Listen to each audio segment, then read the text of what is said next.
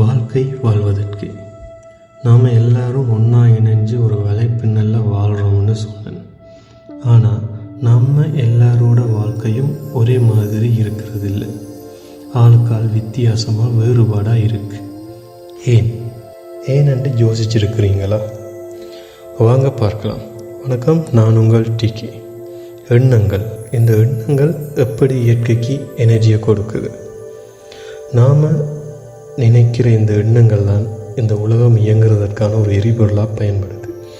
எங்களோட இந்த எண்ணங்களை வச்சு கொண்டு தான் இந்த உலகமே இயங்குது.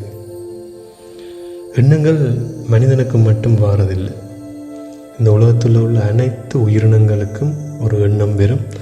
அந்த எண்ணங்கள் வாரதால தான் ஒரு செயல் நடக்குது. அந்த செயல் நடக்கிறதால தான் இந்த உலகமே இயங்குது. சரி, இந்த எண்ணங்கள் எல்லாம் எங்கே சேமிக்கப்படுதுன்னு தெரியுமா? தெரிஞ்சுக்கலாமா? அப்போ என்ன ஃபாலோ பண்ணுங்கள். ஓகே, அடுத்த வீடியோவில் பார்க்கலாம். பாய்.